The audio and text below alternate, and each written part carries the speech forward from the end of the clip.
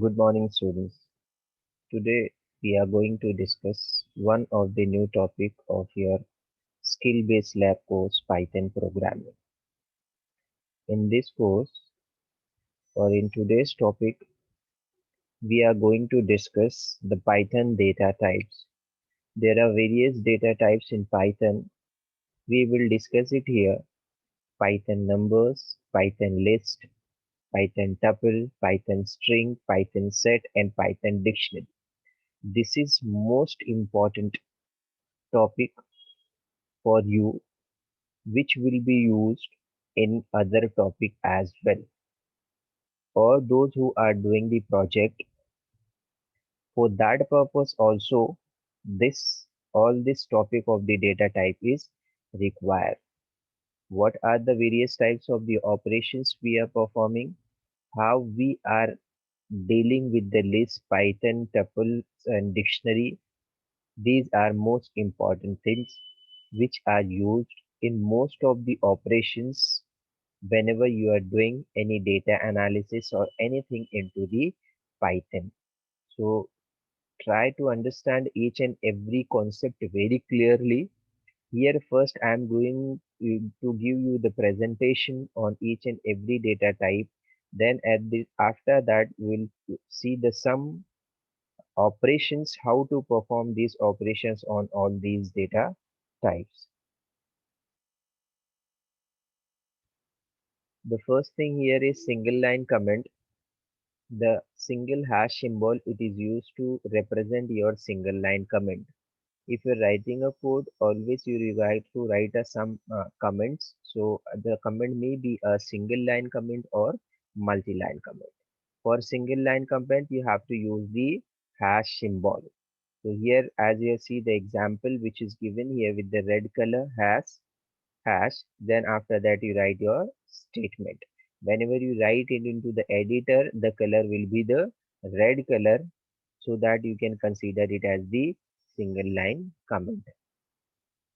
Next is your multi-line comment. The multi-line comment is represented by two things. One is your triple double quotes and second is your triple single quotes. Means triple double quotes and triple single quote, that both will be the way by using which you can define your multi-line comment in Python. For example, here as it is given, this is RCOE.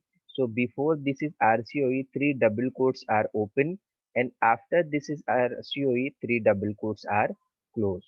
So the compiler of the Python will consider this statement as the multi-line comment.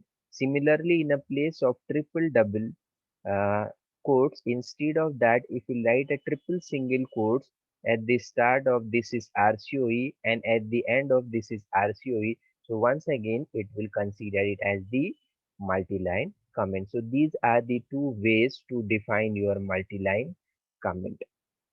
Which one you want to prefer, it is up to you. Next, how Python sees variable. So first thing here, we will see how the variables are visualized in the any other languages. For example, if you write the statement as a is equal to 1, so it will occupy the one space for that a is equal to 1. So if we change a is equal to 2, now here the memory is allocated for a is equal to 2.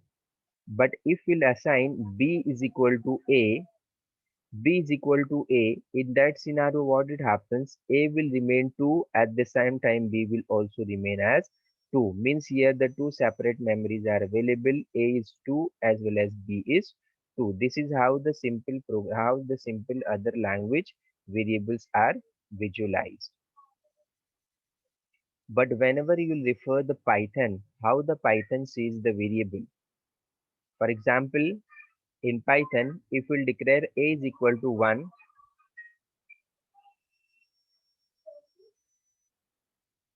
if we'll declare a is equal to 1 in Python, so value 1 is created in a memory and tag is assigned. As you can see it here, a as 1. So 1 tag is assigned at this part, which points to your 1 value. Similarly, if we assign One second.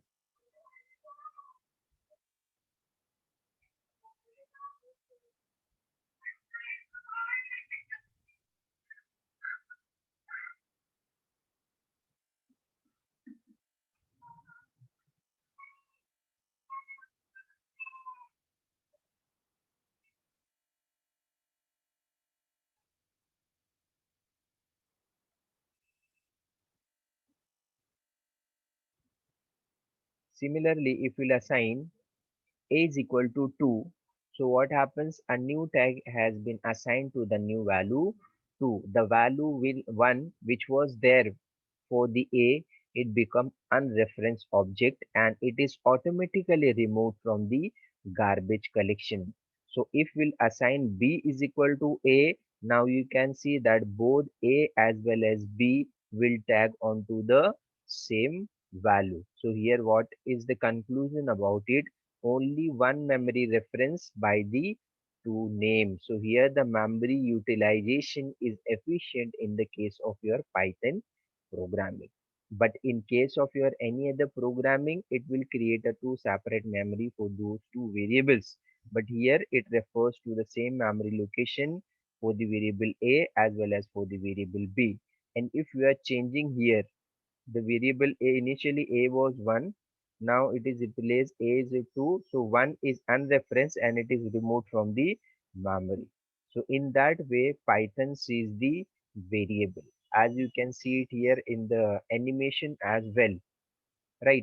When x is equal to 3, then y is equal to 3, once again the tag is assigned, but once the value of y is also changed, then it also changes the tag. Next is your data types in Python. There are many more built-in data types in Python like none type, numeric type, boolean type, sequence type, sets, and mapping. These are the various data types in Python. Now, none type, basically, none data type represents an object which does not contain any value, or you can say that it is like a null in your Java.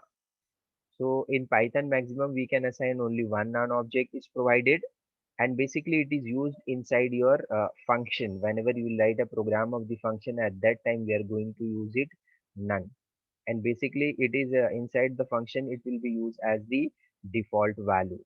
If no value is to be passed inside that function, then the default value will be taken as none. Or in the boolean expression also the none data type is used and it will represent your false value. So basically none is your data type, it is similar to the null, and it is used inside the functions for the default. If no value is passed inside the function, it will take by default as none. And you can say that it can also be used in the boolean expression, but none value there will be false. Other numeric type, for example, int data type, float data type, and complex data type. So here int data type example is as a is equal to minus 57 or plus 57, etc. In Python, there is no limit of the size of an int data type. Then float data type, you write down directly the float values. A is equal to minus 55, 55.67998, or 2.5 into 10 raised to 4. Similarly, complex data type, you can write is minus 1, minus 5.5 j, where you are having the j values 3 plus 5j, etc. Right? So here by using that only you can assign a value to the variable and it will be considered as that variable will be the integer, float, and complex. There is no need to write a data type. For example, there is no need to write int a is equal to minus 57, right? Float a is equal to minus 55.67. This is not required to write a data type in the Python. The Python itself automatically understand that what are the data types you are passing it.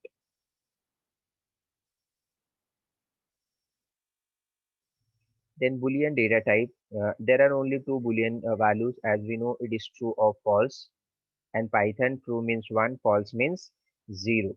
Or if you are passing any blank string, it will also be considered as the false.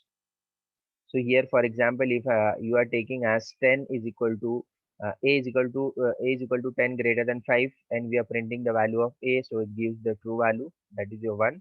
Otherwise, if you write a is equal to 5 greater than 10, so whenever you're printing the value, it will give you gives you the false value. So in this way, it performs the operation which are used along with the expression. Next is its sequences in Python.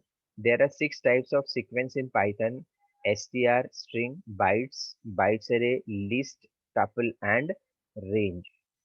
str is similar to the string. Bytes bytes is basically like your data, and byte array also. List and tuple, these are most important data types under the sequence. And range, this is mostly used along with the for loop as well.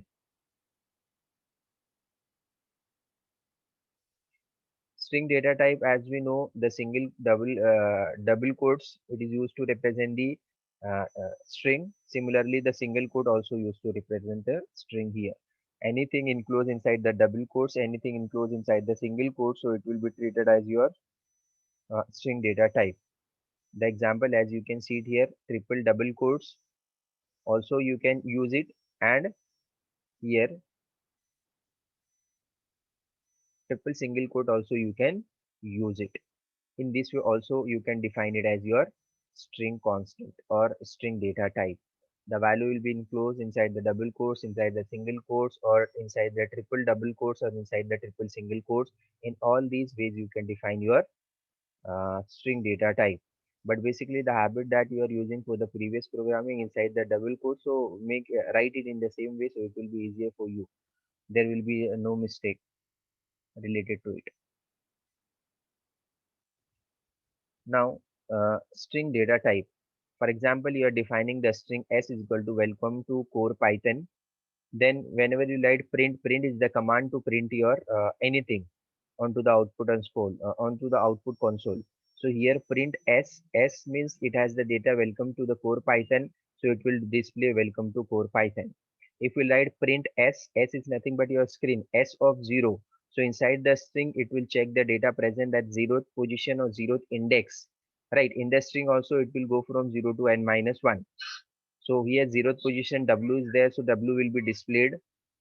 Next is your print s 3 colon 7. 3 colon 7. Now what it will do, it will go for the index 3. So index 3 is 0th is w, 1 is e, 2 is l, and then 3 is c. So from that it will go up to the 6. Whatever the limit is defined as 7, so it will go 7 minus 1 means up to 6. So it will print 3, 4, 5, and 6. So come will be displayed onto the output. Next is your print s11, and then colon. After that we are not writing anything. So what it will do, it will go to the index location for 11 in your string, and from that it will print up to the end of the string. So here the core Python is displayed. Next is your print s minus 1.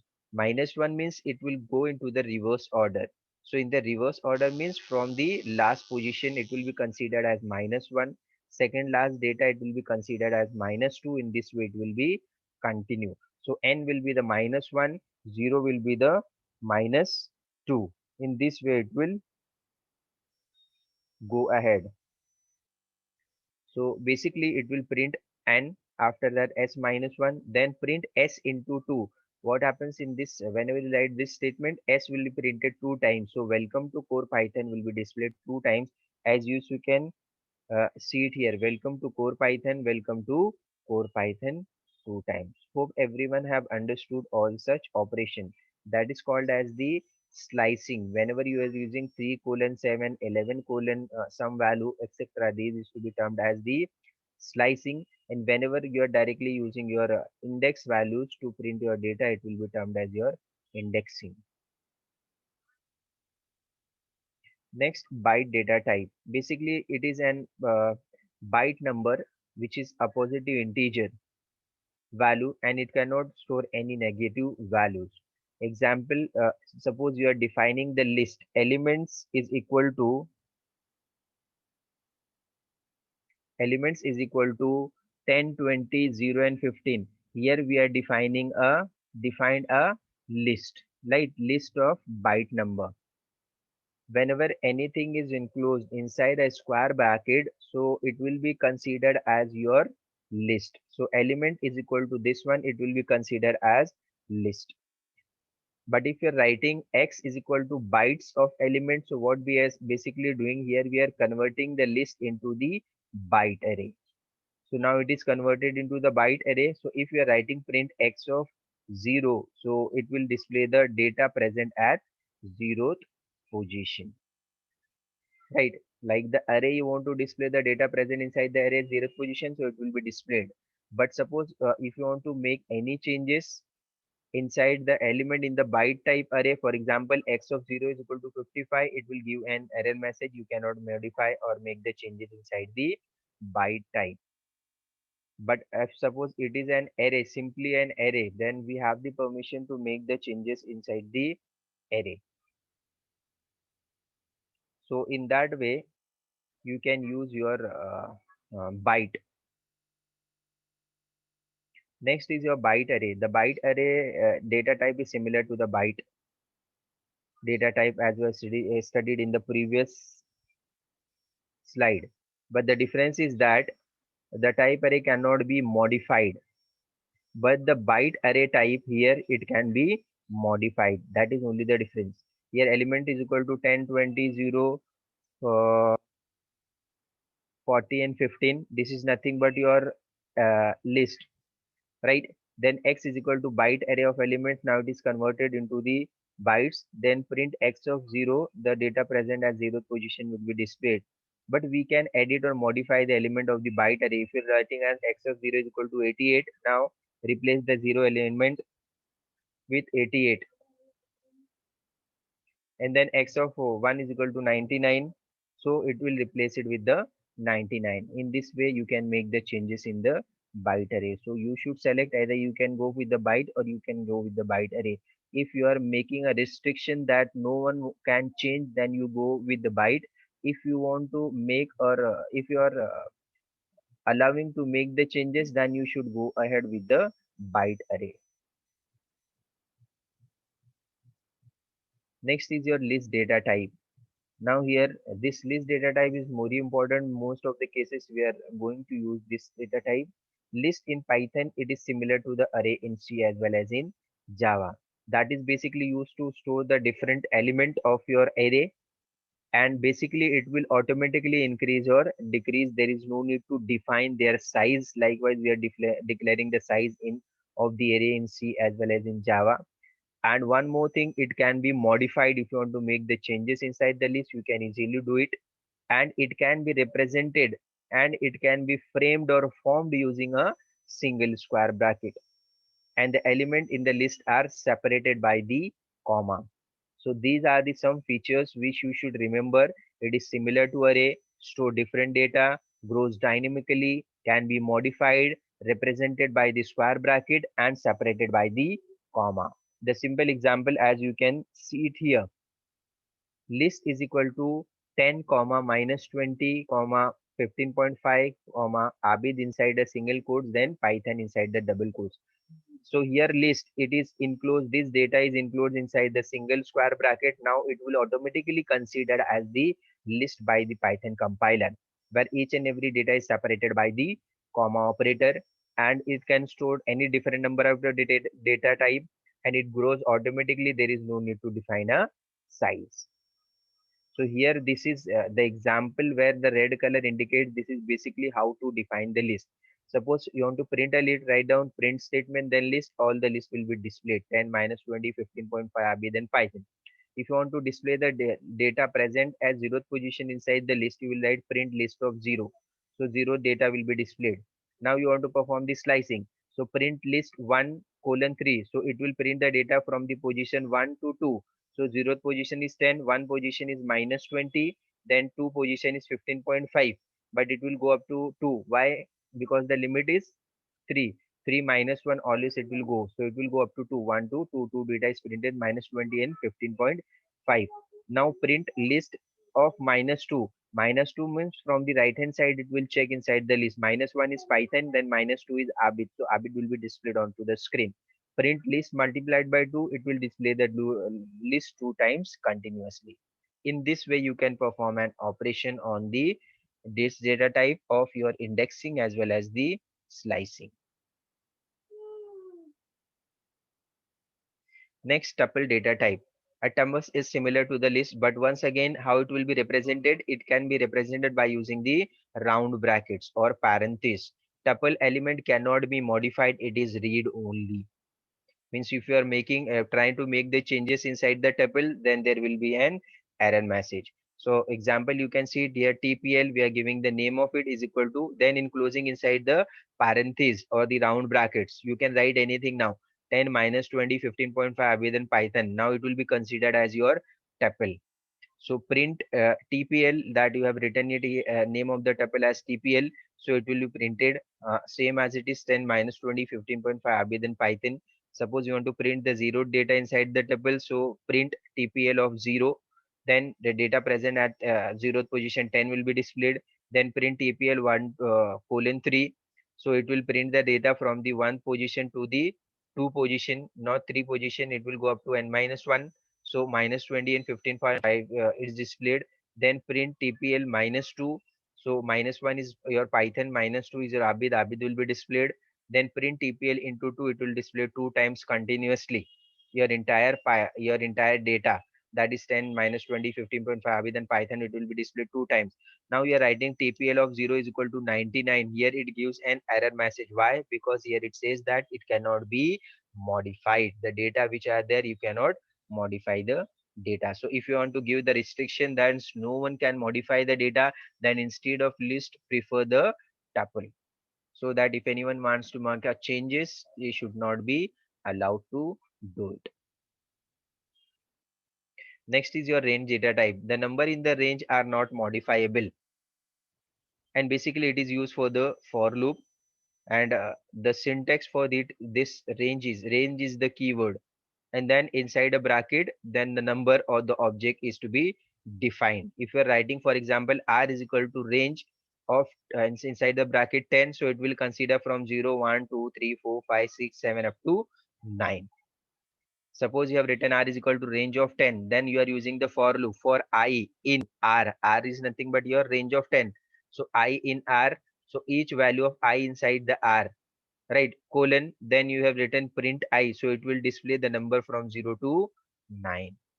Here two syntax are used. One is your range to define the range from 0 to 9, and then range will automatically increment it, right? It will automatically count from 0 to n minus 1 inside your range. And for loop, as we know that you have seen the difference between this Java as well as Python, that it will be for loop will be incremented automatically. So here for in R, for I in R, I will be 0, then 1, then 2, then 3. It will be incremented automatically inside your R, and whatever will be the value of I, it will be printed. So it will print the data, display the data from 0 to 9. Now next, range which is given with the red color, R is equal to range 30, 40, and 2. Here the starting value is given as 30, ending limit is given as 40, and their increment or the step size is given as 2. So it will be considered in this way: 30, 32, 34, 36, 38, but it does not go up to 40 because it will be n minus 1. So here this is their range. Suppose r is equal to range 30 comma 40 comma 2. Whenever you are using the for loop for I in r and you are printing, so it will display the value as 30, 32, 34, 36, and 38. But suppose आपने यहाँ पर 3 दिया होता, 30 comma 40 comma 3, so it takes the increment of 3, 3, 33, then 36, then 39. In this way it goes ahead.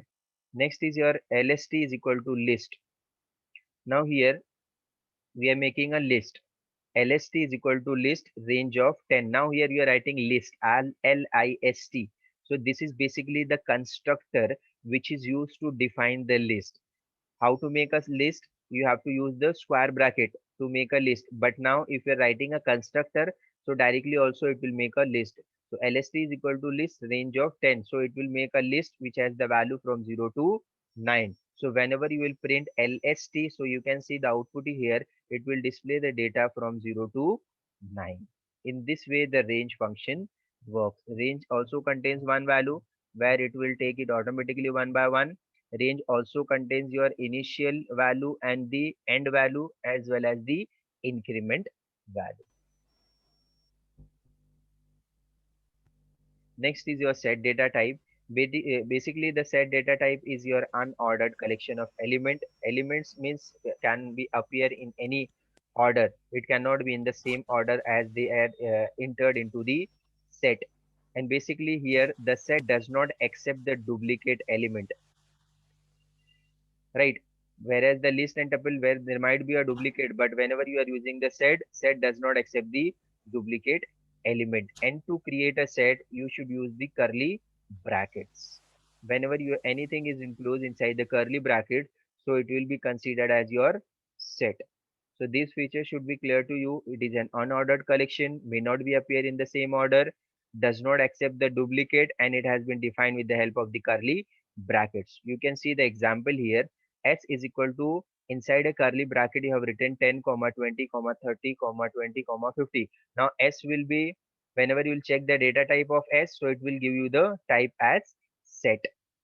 Now your print S, it will display all the um, data stored inside the S, that is your set. But you can see it here, there are 2 times 20, 10, 20, 30, 20, 50. But as the feature of the set does not accept the duplicate, so whenever you will print it, 20 is printed only one time, right?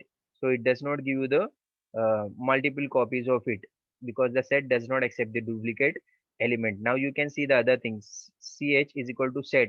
Once again I'm writing here it as the set. This is the constructor to define a set. If you are not using a curly bracket, if you are using a round bracket, etc., but you want to define the set, then you should use the constructor set in the lower case letter. So we are writing as such ch is equal to set. Inside a bracket we are writing hello inside the double quotes. Now this ch will be considered as set, but once again there is a duplicate element ll, 2 times a print, 2 times are available.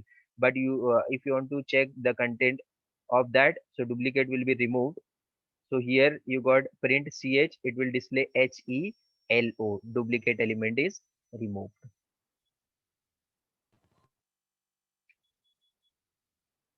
Now you can see it here.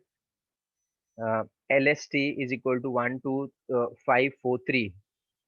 So here, what is LST? Can anyone reply? It is which data type? Tuple, list, set, or what? Anyone can turn on your audio and reply. List, sir. Yes, List. list. Yes, list. Why it is list?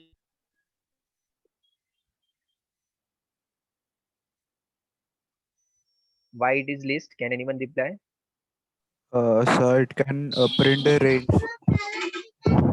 Separated by square bracket, separated Yes. by commas. Yes. Right. It is enclosed inside the square bracket, so it will be automatically considered as the list. So LST is equal to inside the square bracket, and each and every data is separated by comma. Now you want to convert it into the set, so you can write it as S is equal to set.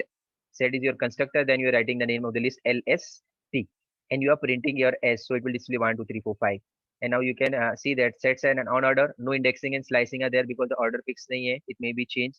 So whenever you are going for that indexing or slicing, it will give an error message. For example, if you're writing print S of 0, so here it gives an error message, but basically there might be a problem.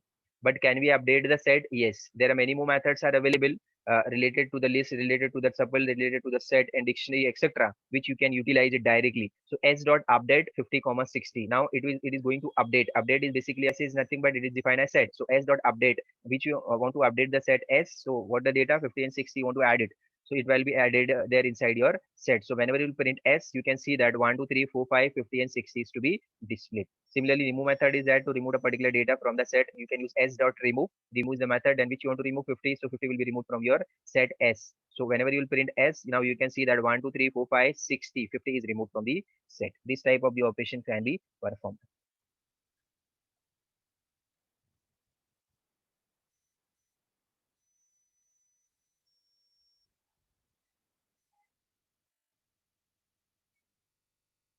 Next is your mapping. Basically, it represents the group of the element which has the key as well as value. Two things it has. The collection of these two things represent the single data. So that is the group of the element which has key and value.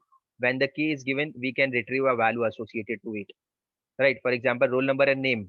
These two are together. So it will be treated as group of elements. Whenever we have the roll number, we'll get a name. Whenever we will have the name, we'll get a roll number of it. Right. So in this way it will work. So that will be termed as your mapping type. But basically the dictionary data type is an example of map, which may also be called as dict. So all the elements should be enclosed inside a curly brackets, right? If it is enclosed inside the curly bracket, it will be termed as your dictionary. So the key and value is separated by comma. There is two value or group of elements. So these two will be separated with the colon sign. You can see the example. D is equal to, inside a curly bracket, we are writing 10 colon Kamal. So suppose their ID and their name, comma 11 colon pronoun inside the single quotes string.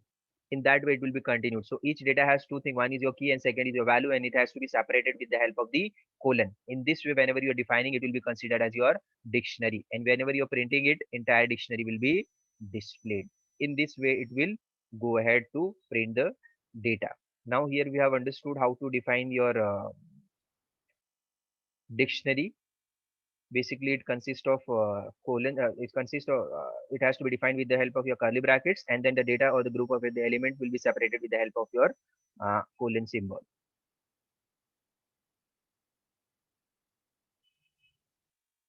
Now whenever you want to print all the keys which are available inside your dictionary has two things. One is your key and second is your value. If you want to print only the key, you write print, then name of your dictionary, for example d dot keys. All the keys will be printed, for example 10 11 12 13 14, these are the keys. If you want to print a value of your dictionary, you write print d dot values, right? So all the values in the dictionary will be printed. Suppose you have written d of 10 is equal to Harish, right? So initially what was that? In a place of 10, 10 was Kamal. Now you want to make the changes. So what you are doing it, you are writing D, then you are writing that ID, and after that the value which you want to change. So now you can see that in a place of 10, now it is Harish, but initially it was the Kamal whenever it is printed. Del D11, right? If you want to delete a particular identity, 11 you wants to delete it, that is your pronoun. So del D of 11, it will be deleted whenever you're printing it. 11 data is not available inside your dictionary. In this way, you'll go ahead along with your dictionary. Next, how to determine the data type of any variable, because the in Python we are not writing int, float, etc. So if you want to know what is the data type, you can use the type method. For example, a is equal to 15. If you write type of a or print type of a, type is basically used to identify the data type of that particular variable. So print type of a, it will identify what is the data type of variable a. So you can see that output it will be class int. So it will consider as int data type. If you're writing a is equal to 15.5, you are writing print type a, type A, so it will find out what is the data type of your A float. So here it will be a float. Next you're writing A is equal to hello, print type A, and then it will display you the data type. It is your str or string. Suppose you have defined your list, lst is equal to 1 2 3 4. Now you print type list. So what it will display is it will display the data type of lst. So here it will display the class list. Then t is equal to 1 2 3 4 inside a round bracket, and then print type, it will define it is the tuple. You're writing s is equal to 1 2 3 4 inside that curly brackets. So whenever you are printing, so it will define their data type as the set. So in the type function is basically used to find out the data type of your variable. Now Python does not have a character data type. It represents the individual character. Basically, it has the string. So, for example, if you're writing ch is equal to a inside the single quotes, and you will find out what is the data type of chs, type ch, then basically it will display the str. It does not give you the characters. Hello, sir. Less than a minute, sir. After that, once the meeting gets over, once again you have to log in it. Then we will continue with it. I will try to finish this one. User defined data types. All the data type which is defined by the user, array, class, module, etc. It will be defined as the user defined data type. Then constant, there is no constant in Python. If you will, for example, you want to define it, use the uppercase letter, that's it. But this is basically your variable. So here we understood various data types in Python. There is one motivational quote for you to understand.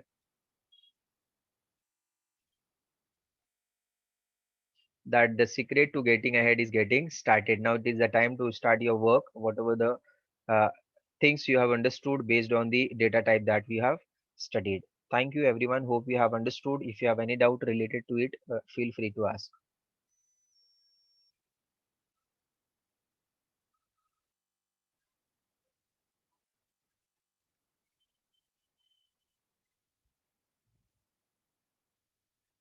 Less than 1 minute is left. Once the meeting gets over, once again you have to log in onto the same ID and password, and we'll see the other operations related to these data types.